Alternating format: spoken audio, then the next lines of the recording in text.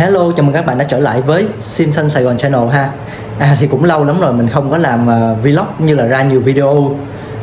Bởi vì mình bận khá là nhiều công việc kể từ sau Tết ha các bạn.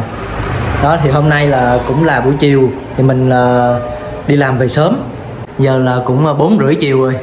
Thì mình có hẹn với lại anh Tuệ Simpson. Thì các bạn có nhớ anh Tuệ không? Anh Tuệ cũng chơi Simpson mình bên Gò Vấp nè. Đó thì ảnh hẹn mình ra cà phê để ảnh khoe chiếc Simpson của ảnh mới vừa dọn lại luôn các bạn. Đó thì mình cũng rất là tò mò luôn. Bạn có tò mò không nè? Ok, ta sẽ cùng đi xem thôi. Let's go.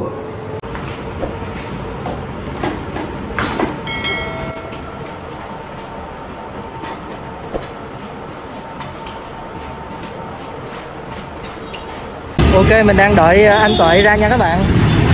Đó, đường phố buổi chiều nè. Giờ này giờ tan tầm nên đông lắm bạn. Trời chuyển mưa nữa chứ.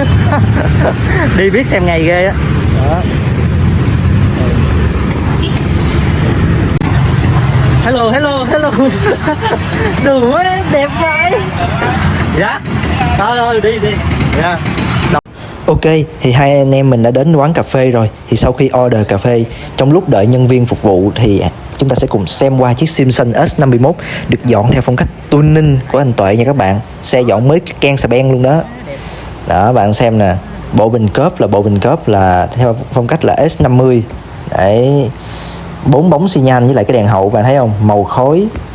Cái này là nhập hoàn toàn từ bên Đức nha các bạn, chứ không phải là đồ Tân Thành, đồ Việt Nam đâu. Hơi bị đắt tiền đấy. Bạn xem quả yên nè. Đó, yên tuning. Rồi, đồng hồ hiện đại. Đó, xi nhan đẹp quá. Ảnh lên cái cùm tăng tốc luôn. Đúng chất thể thao, ghi đông thì ghi đông cao. Đấy, quá đẹp. Các bạn xem kìa, xem cái đến cái treo bô anh ấy cũng đem DC luôn. Đẹp thiệt chứ. Đấy, cái chiếc Simpson này mà lên thêm cái bô vắt Enduro đó là thôi đỉnh cao luôn rồi. Mình hơi bị ghiền cái bộ đèn xi nhan các bạn ơi. Quá đẹp luôn. Không còn gì để chê nữa, xuất sắc. Vâng, thế đấy, anh em cùng đam mê, lâu lâu gặp nhau, làm ngụm cà phê, tám chuyện, chia sẻ kinh nghiệm về cái đam mê của mình cho nhau nghe. Thế lại vui các bạn à. Nó đơn giản vậy thôi chứ không có cần phải màu mè hoa lá hẹ gì hết. Đó, xe xấu bẩn vậy nhưng mà ngồi tám một hồi cũng vui lắm các bạn. Chứ không có cần phải là xe xịn rồi ngồi khịa nhau đâu. Cái này là mở đèn điện bình luôn anh.